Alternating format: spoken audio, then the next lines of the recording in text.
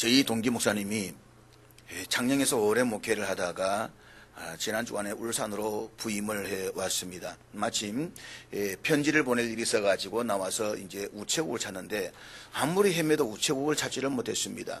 그래서 우체국을 찾다가 마침 꼬마아이가 지나가길래 아이를 붙잡고 물었습니다. 얘야 내가 지금 우체국을 찾아야 되는데 우체국을 또 어찌 못 찾겠다. 우체국 어딘 줄 아니? 쉬워요.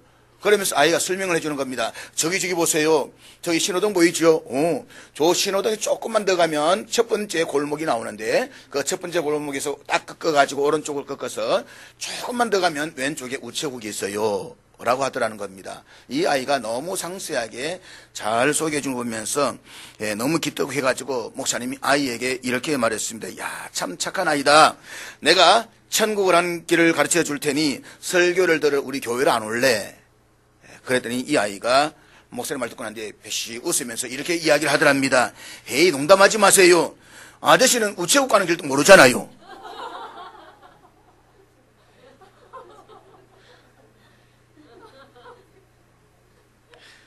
여러분, 천국 가는 길을 아십니까?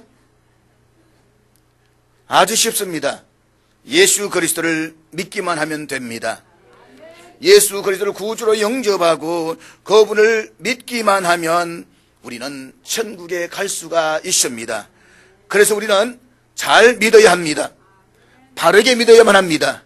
제대로 믿어야 되는 것입니다. 시편 29편을 보게 되면 다윗이 이렇게 노래하고 있습니다. 여호와께서 자기 백성에게 힘을 주신다. 그렇습니다. 하나님은 사랑하는 자기 백성에게 힘을 주십니다. 자기 백성을 강하게 하십니다. 기억하십시오. 사람이 주는 힘이 아닙니다. 환경이 주는 힘이 아닙니다. 창조주 하나님께서 주시는 힘입니다. 그러므로 무서운 폭풍 속에서도 두려워하지 말고 하나님께서 그의 사랑하시는 백성에게 주시는 힘을 의지하고 강하고 담대할 수 있기를 바랍니다. 비록 세상적으로 낙심할 수밖에 없고 절망할 수밖에 없는 상황이라고 할지라도 주님을 찬송하면서 영원히 변하지 않는 하나님의 말씀에 굳건하게 설 수 있기를 축복합니다. 우리가 신앙생활하면서 때때로 놓쳐버리는 것이 있습니다. 그것은 예수를 잘 믿어도 환난과 시련의 광야를 지나갈 수가 있다는 것입니다. 예수를 잘 믿어도 핍박이 있을 수 있다는 사실을 우리는 쉽게 놓쳐버립니다. 그래서 때로는 시련이 오고 어려움이 올 때에 하나님을 원망합니다. 심지어는 하나님을 외면하고 떠나가기도 합니다. 그러나 기억하십시오. 믿음의 사람은 환난과 시련의 광야를 지나갈 때에 인내하는 가운데서 전능하신 하나님을 더 신뢰할 수가 있어야 된다는 것입니다. 야곱을 기억하십니까? 야곱, 그는 하나님께로부터 복을 받겠다는 일념으로 형님을 속여서 장자권을 가로챘습니다. 그리고 아버지를 속여서 장자에게 주는 모든 축복권을 가로챘습니다. 그런데 장자권을 빼앗고 축복권을 가로채면 모든 것이 잘 풀릴 줄 알았던 야곱이 갑자기 도망을 가는 신세가 되고 맙니다. 그래서 사막으로 도망을 갑니다. 배들의 언덕을 지나서 모래밭 한가운데 엎드렸습니다. 주위가 캄캄해져 옵니다. 사방의 두려움과 무서움이 적막함으로 찾아옵니다. 무슨 방법이 없습니다. 그가 이 사막 한가운데에서 할 수 있는 것이라고는 아무것도 없습니다. 오로지 엎드리는 것밖에는 없습니다. 그런데 그날 밤에 하나님이 그를 찾아오셨습니다. 그리고 말씀하십니다. 내가 너와 함께 있어 내가 어디로 가든지 너를 지키며 너를 이끌어 이 땅으로 돌아오게 할지라. 내가 내게 허락한 것을 다 이루기까지 너를 떠나지 아니하리라. 사랑하는 여러분, 야곱에게 들려졌던 하나님의 음성은 야곱이 잘 나가고 좋을 때 들려진 음성이 아니었습니다. 해는 지고 주위는 추워지고 유숙할 곳도 없고 캄캄한 사막 한가운데서 돌을 베고 잠을 자다가 들은 음성이었습니다. 너를 지키며 너를 떠나지 아니하리라. 오늘 우리도 이 음성을 들을 수 있기를 바랍니다. 비록 내가 걸어가는 그 길이 거칠고 험하여도 분명한 사실은 우리 하나님께서 나를 지키시며 나를 떠나지 아니하신다는 것입니다. 믿음의 사람은 아무리 역경과 어려움 가운데에서도 하나님이 함께 하시고 인도하시며 나를 통하여 하나님의 영광을 드러낸다라고 하는 마음의 태도를 잃어버리지 말아야만 합니다. 어쩌다가 내 마음이 무너지고 또 내가 어려운 가운데 있다라고 할지라도 오늘 예배하는 가운데서 예수 그리스도를 의지하고 다시 일어나겠다라고 하는 마음의 태도를 세워야 되는 것입니다. 지난 한 주가 살아오면서 어려운 세상 가운데 살면서 하나님과 사람들 앞에 부끄럽고 떳떳하지 못했다라고 할지라도 다시 일어나 하나님의 일을 하겠다라고 하는 이 마음의 태도를 세울 수 있기를 바랍니다. 쓰러진 그 자리에서, 넘어진 그 자리에서, 두려워하는 그 자리에서 다시 일어나 하나님의 소명을 감당하는 그 일에 오늘 마음을 모을 수 있기를 주의 이름으로 축복합니다. 여호와, 그분은 스스로 존재하시며 스스로 충만한 분이십니다. 하나님은 위대하시며 오직 그만이 하나님이십니다. 요 하나님은 세상이 있기 전부터 하나님이시며 세상이 다시 있게 되지 않을 그때에도 하나님이신 분이십니다. 그렇기 때문에 그분은 처음이요 마지막이시며 알파와 오메가가 되십니다.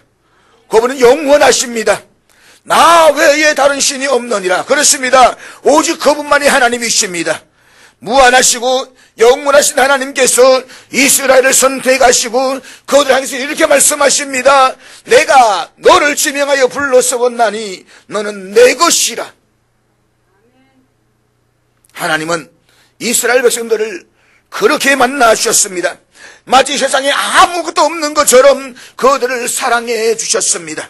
그들을 위해서 든든한 반석이 되어주시고 도망할 피난처가 되어주셨습니다. 하나님이 함께 하셨기 때문에 이스라엘은 세계 모든 사람들 가운데서도 행복한 백성임을 자부했습니다. 이스라엘 백성들은 자신들이 하나님께로부터 선택된 민족이라는 그 자부심 하나를 가지고 살았습니다. 그렇지만 실상 그들의 삶은 전혀 하나님의 선택된 백성으로서의 삶이 아니었습니다. 그들은 하나님을 떠나서 우상을 섬겼습니다. 그들의 행실은 거짓되고 악했습니다. 그들은 하나님의 백성으로서 마땅히 정오해야 할 것들을 오히려 원하고 그 길을 즐거워했습니다. 이런 배은맹득한 이스라엘 백성들을 사랑하시는 하나님은 선지자를 통해서 끊임없이 말씀하십니다. 돌아오라, 그리하면 너희가 살 것이다. 돌아오라, 그리하면 너희가 살 것이다.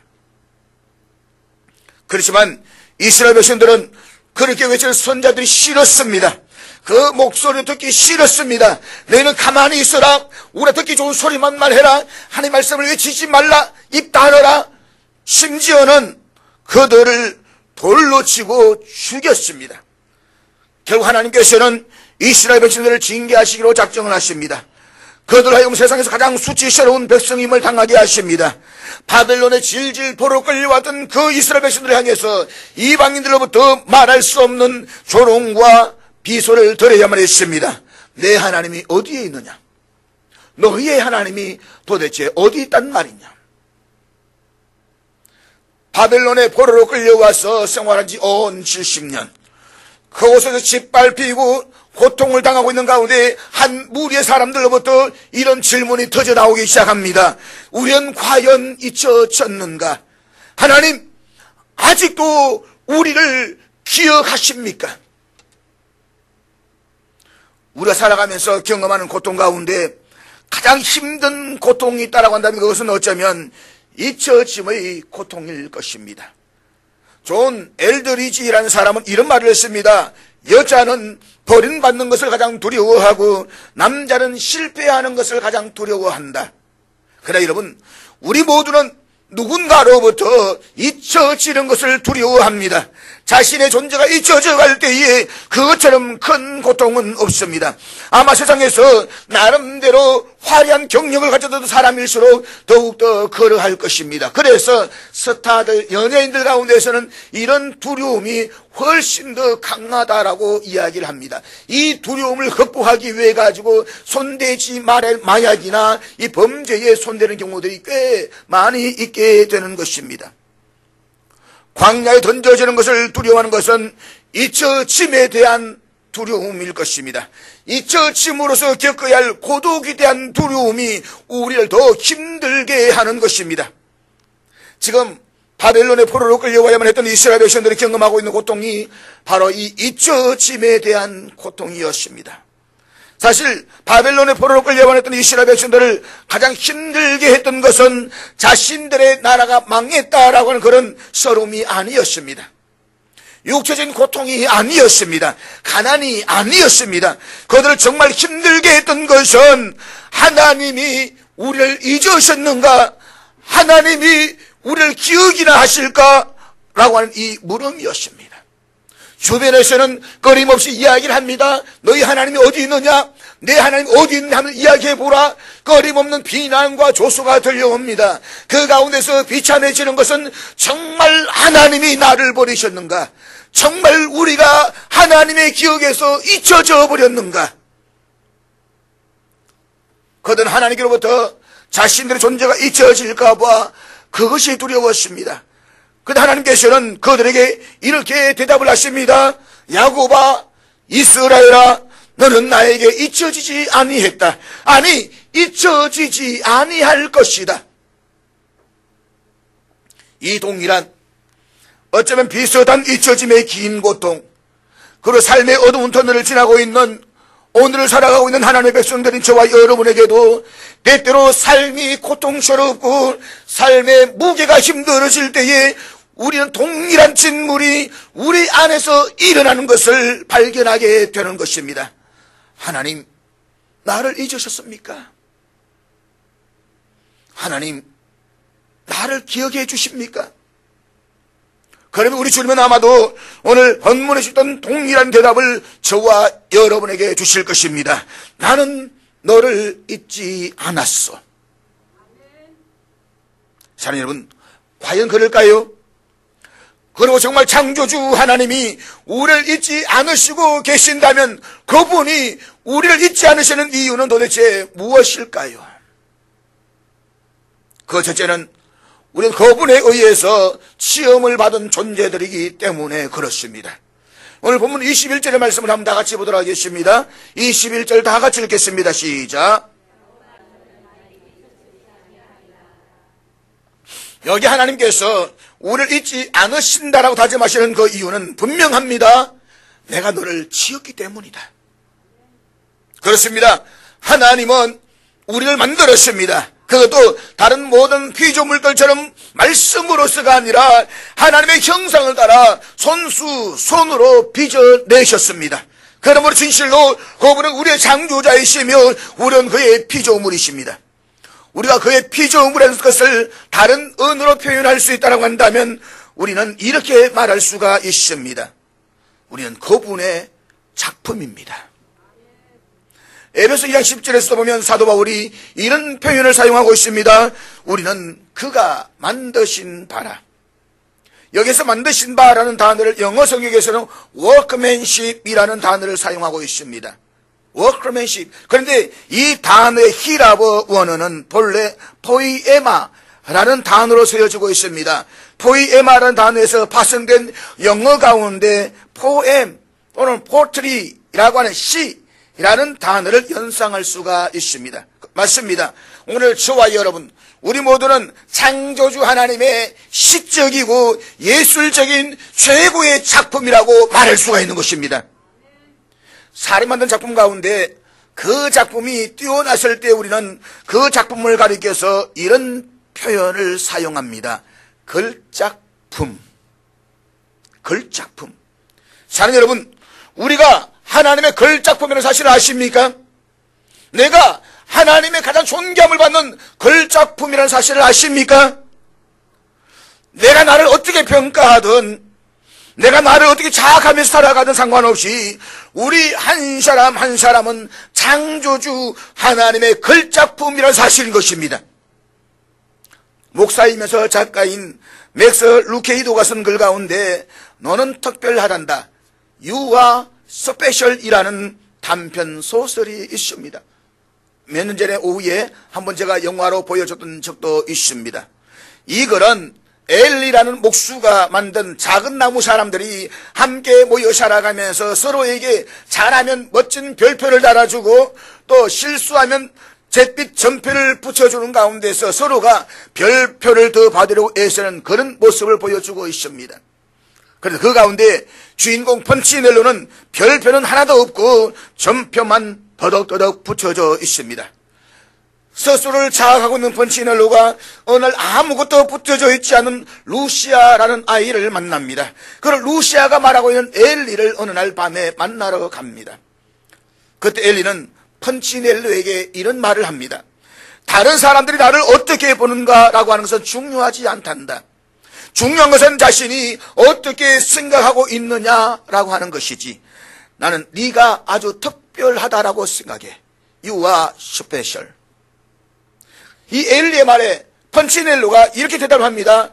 저는 뛰어오르지도 못해요. 길을 걸을 때에도 자주 넘어지기 일수 있지요. 잘생기지도 않았고요. 이런 제가 왜 특별하지요? 그때 엘리가 펀치넬로에게 이렇게 이야기를 해줍니다. 내가 너를 만들었기 때문이지. 너는 내게 무척 소중하단다. 꼭 기억하려면 내가 너를 만들었고 너는 아주 특별하단다. 나는 잘못된 것은 만들지 않는단다. 그렇습니다.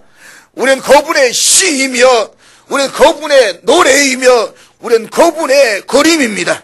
그분은 결코 잘못된 것을 만드시지 아니하십니다. 우리는 분명히 그분의 걸작품인 것입니다. 그러므로 그가 우리를 아끼시고 보호하시고 잊지 아니하시면 너무나도 당연한 것입니다. 그래서 우리는 특별한 작품입니다. 한번 옆에 있는 특별한 걸작품들 한번 바라보시길 바랍니다. 보시면서 오늘 우리 영어로 한번 이야기해 볼까요? You are special.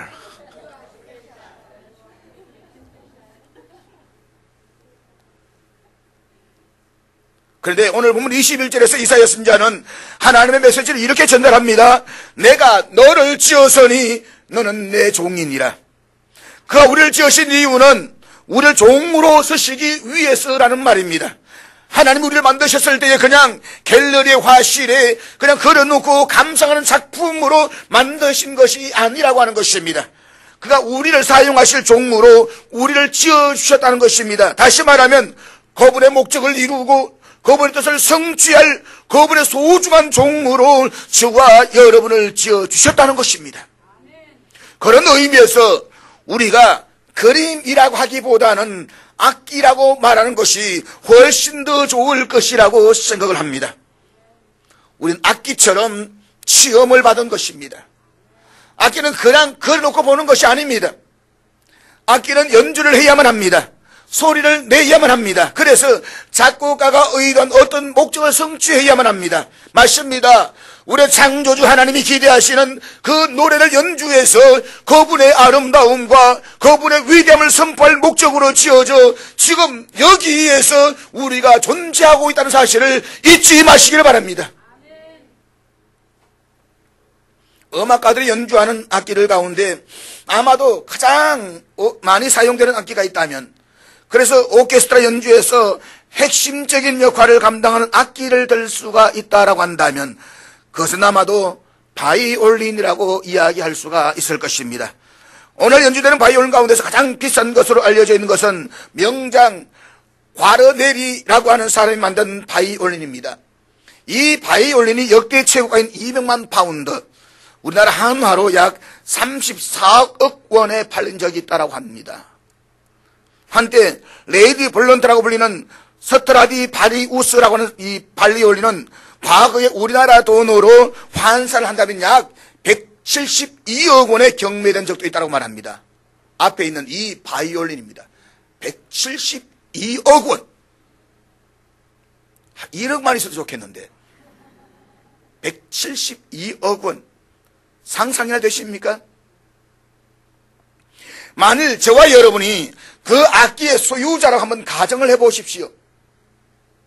그 악기를 잃어버린다, 그 악기를 잊어버린다는 가정을 한번 상상이나 할 수가 있을까요?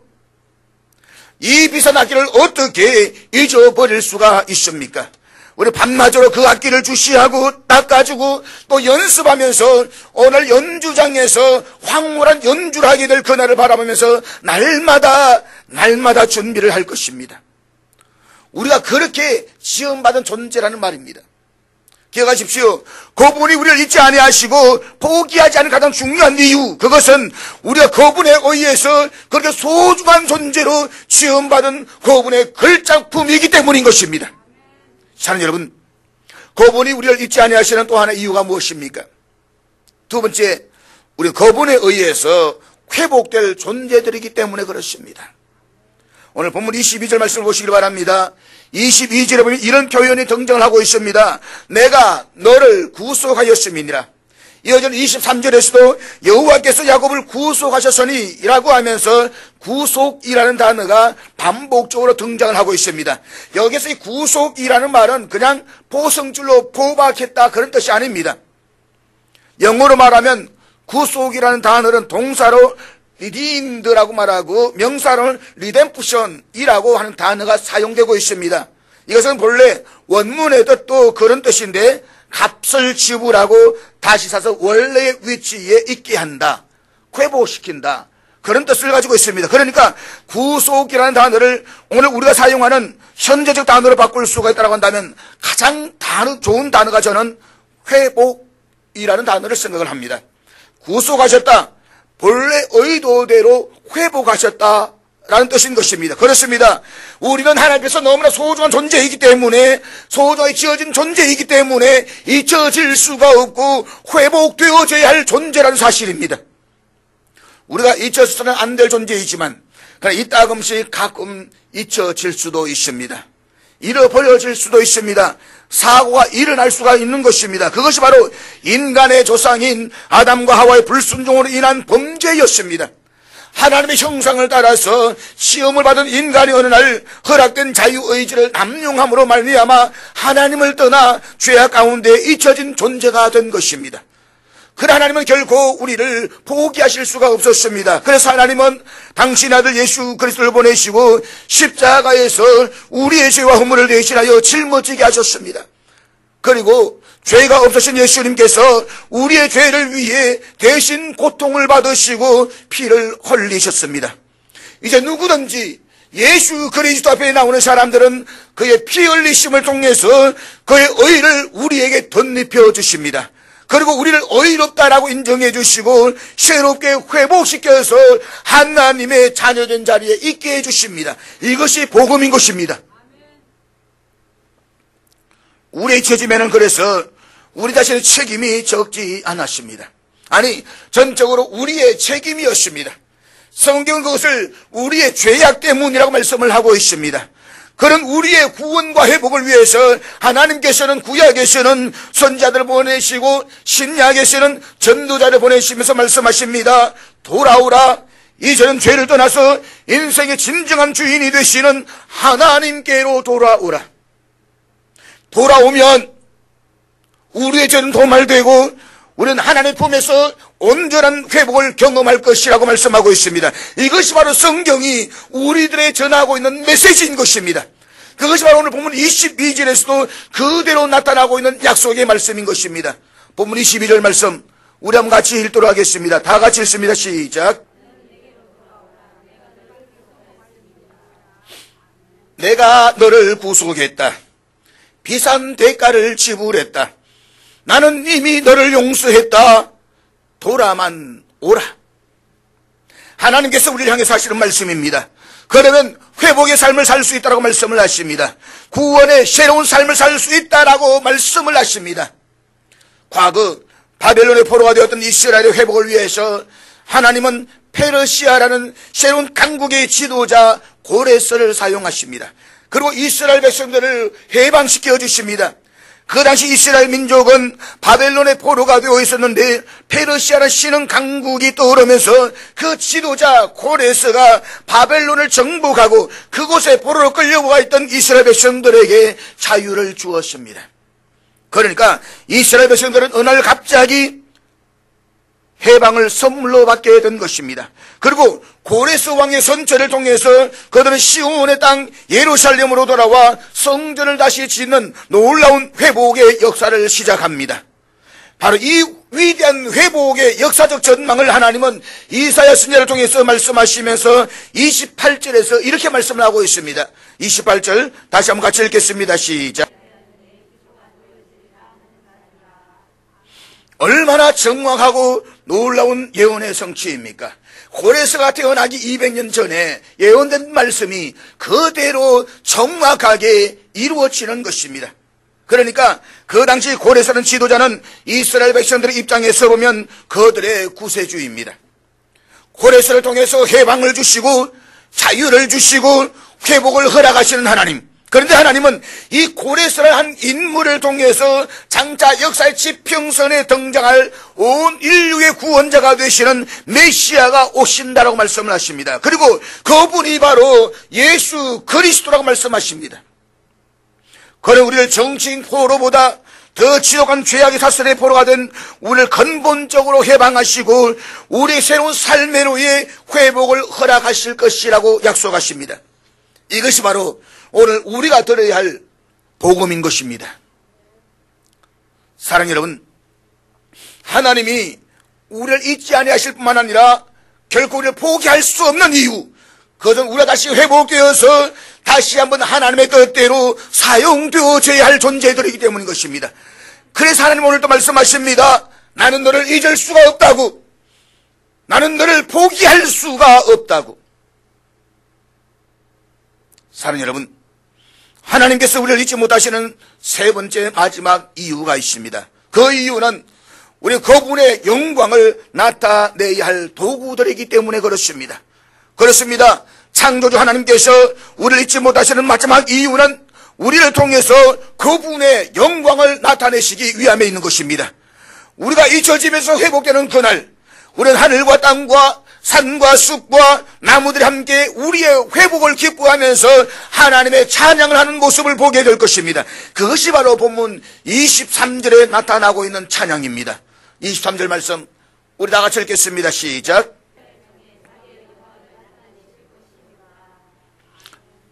그날, 모든 것이 회복되는 그날, 구원자가 오시고 우리의 회복이 완성되는 그날, 이 세상에 있는 모든 하늘과 땅과 숲과 나무들이 그분을 찬양할 것이라고 말씀을 하십니다. 이 세상은 그분의 영광을 찬미하는 거대한 연주장이 될 것이라고 말씀을 하십니다. 이것이 성경이 약속하고 있는 회복의 절정이요 마지막 장면인 것입니다. 그러나 사랑하는 여러분, 그때가 오기까지, 완전한 회복이 실현되기는 그때까지 우리가 사는 이 세상 속에서 우리는 당분간 수많은 비극과 고통과 아픔을 경험하며 살아가게 될 것입니다. 도저히 이해할 수 없는 아픔과 어두움을 경험하면서 살게 될 것입니다.